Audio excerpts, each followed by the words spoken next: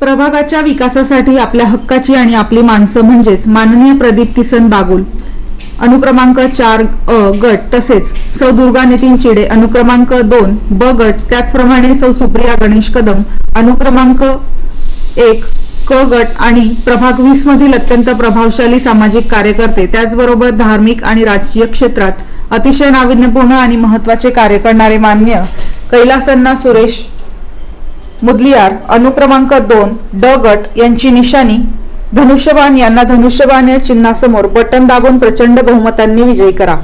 मतदान दिनांक 15 जानेवारी 2026, वेळ सकाळी 7:30 ते सायंकाळी 5:30 वाजेपर्यंत आपल्या मतदानाचा अधिकार देऊन या आपल्या सर्व उमेदवारांना मोठ्या संख्येने विजयी करण्याचे आश्वासन या ठिकाणी द्यावे ही नम्र विनंती।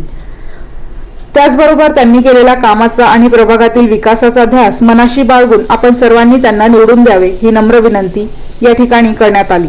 त्याचबरोबर प्रभागात सर्वत्र अतिशय सुंदर अशी महाराजांच्या उपस्थितीत रॅली करून त्याचबरोबर छत्रपती शिवाजी महाराजांचा पुतळा डॉक्टर बाबासाहेब आंबेडकर यांच्या पुतळ्यास पुष्पहार अर्पण करून ही रॅली संपूर्ण विभागात अतिशय महत्त्वाची रॅली म्हणून मानली जाते। तरी आपण या ठिकाणी या प्रसंगी सर्वांना निवडून द्यावे ही नम्र विनंती या ठिकाणी माननीय आपले उमेदवार यांनी केली आहे।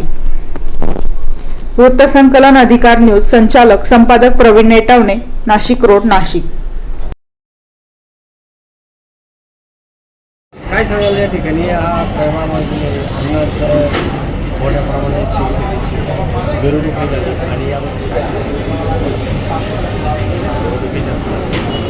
हिंदुत्व हीच आमची ओळख आणि राष्ट्रवाद हाच आमचा धर्म अशा पवित्र उद्देशाने आज आम्ही सर्व संत समाज इथे प्रचारामध्ये सामील झालेलो आहोत आणि भारतीय कर्तव्य संहितेअंतर्गत 100% मतदान हे झालं पाहिजे, लोक जागरूक झाले पाहिजेत, त्यासाठी आम्ही सर्व संत समाजाला जागरूक करण्यासाठी इथे उपस्थित आहोत। आणि खऱ्या अर्थाने नाशिक ही सावरकरांची जन्मभूमी आहे आणि या भूमीमध्ये राजकीय हिंदुत्वाचा उगम झालेला आहे आणि अशा राजकीय प्रखर, कट्टर आणि सर्वसमावेशक हिंदुत्वाचे पाईक, सावरकरांच्या विचारांचे कर्तृत्ववान पाईक म्हणजे हे सर्व चारही उमेदवार आहेत। श्रीमान कैलासअण्णा मुदलियार, श्रीमान बागुलसाहेब, त्याचबरोबर आपल्या भगिनी चिडे मॅडम आणि सुप्रिया कदम मॅडम,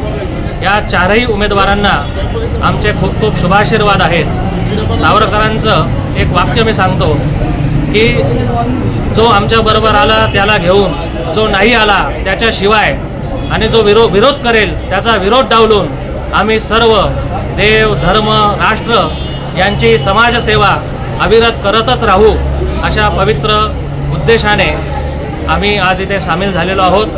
आणि समाजाने येत्या 15 तारखेला लोकशाहीचा उत्सव साजरा करावा, लोकशाही चिरंजीव व्हावी यासाठी सर्वांनी मतदान करावे आणि सुयोग्य लोकप्रतिनिधींना निवडून द्यावे असं मी आवाहन करतो। जय श्रीराम।